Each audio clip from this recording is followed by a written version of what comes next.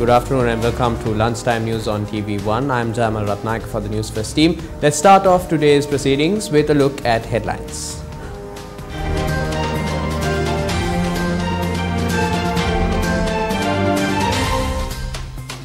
Sand mining in Trincomalee suspended temporarily. Police arrest owner of the SUV containing ganja seized in Maradana. One person diagnosed with malaria in Sri Lanka after 4 years.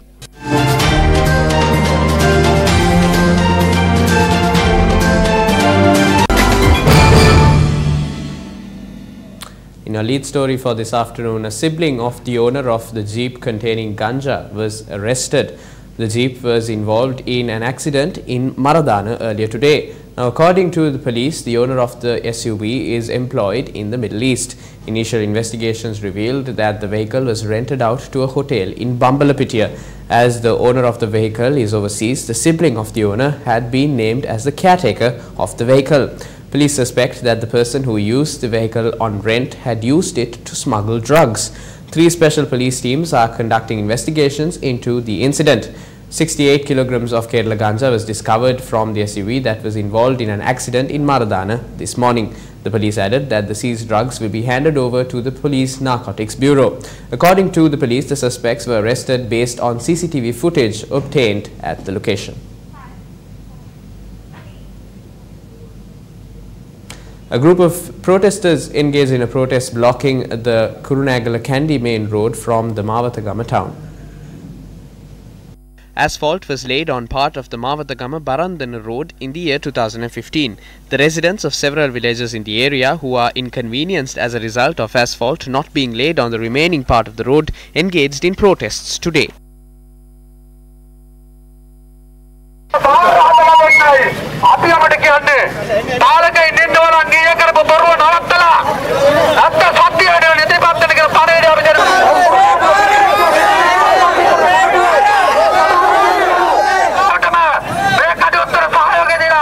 Our correspondent stated that the group had marched towards the Mawatagama town. There had been a traffic congestion along the Colombo Kandy main road as a result. State Minister Vasanta Aluwihare called on the chief prelates of the Malvathu and Askeri chapters yesterday. The minister firstly called on the chief prelate of the Malvathu chapter, Most Venerable Tibbatuave Sri Sumangala Thera. Later, the minister who arrived at the Askeri Mahaviharaya called on the chief prelate of the Askeri chapter, Most Venerable Varakaguda Jnanaratana Thera. The state minister then addressed the media regarding the upcoming budget.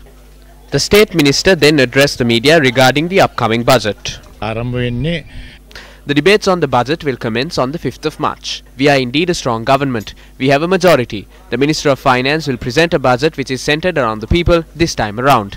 The people will receive many benefits from this year's budget. In a national government, the ruling party should consist of a majority. It should be a strong government. If not, it is difficult to move forward. Through a national government, we believe we can strengthen parliament. It would also be easy to solve the problems of the people with the contribution of all parties. Even the SLFP is willing to join us. We have invited them to join the national government and they can enter the national government. Thereafter, we will carry out the activities for the next 1.5 years. Taking a look at more news from the political sphere now, Minister of National Integration, Official Languages, Social Progress and Hindu Religious Affairs Mano Ganeshan attended an event held in Labugama yesterday.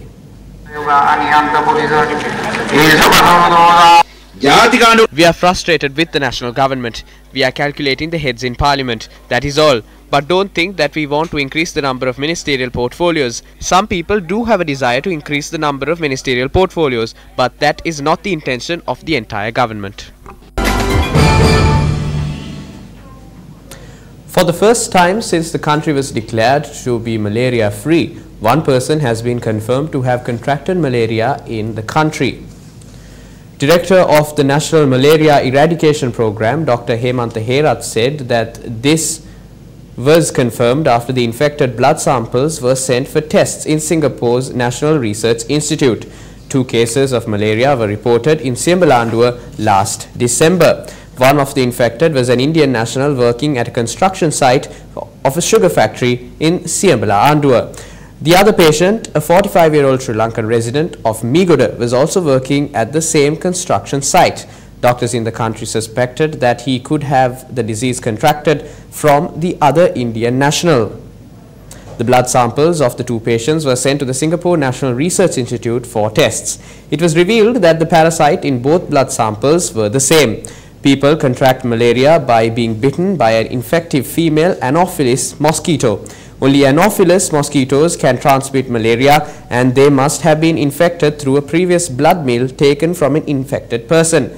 The previous case of malaria was reported in 2012. The World Health Organization declared Sri Lanka as a malaria-free country in 2016. With cases of malaria now being reported in the country, is there a risk of the WHO revoking their certificate issued to Sri Lanka? So far this year, 2 malaria cases have been reported in the country. One of the patients was from Colombo and the other was from Kegol. An event was organized yesterday to create awareness on the Momentum Youth Expo, which is an educational fair organized by St. Thomas's College, Mount Lavinia. The Youth Expo is being organized by the Old Boys Association of St. Thomas's College, Mount Lavinia, with the intention of assisting the youth in the country. This exhibition will be held on the 23rd and 24th of February at the BMICH. Not only education, sports, medicine, higher education, you can view all of this at this expo. Not only will we have display stalls, we have also organized motivational speakers to give speeches and many other segments. We wish to provide knowledge to those who aspire to start up their own business, and also several speakers from Facebook Incorporated will also be present at the event. The Geological Survey and Mines Bureau says that issuing sand mining licenses in the Trincomalee district will be temporarily suspended from tomorrow. Its Senior Director Sajjana De Silva said that all sand mining licenses would be suspended from tomorrow till the 28th of this month. The Geological Survey and Mines Bureau has taken this action due to irregular sand mining and considering complaints received regarding the environmental destruction of the Trincomalee area due to unauthorized sand mining. Its Senior Director General Sajjana De Silva stated that a special team has been appointed to investigate the situation in the district. The teams consist of officials from the Ministry of Environment, Central Environmental Authority, Coast Conservation Department and officers of the Geological Survey and Mines Bureau.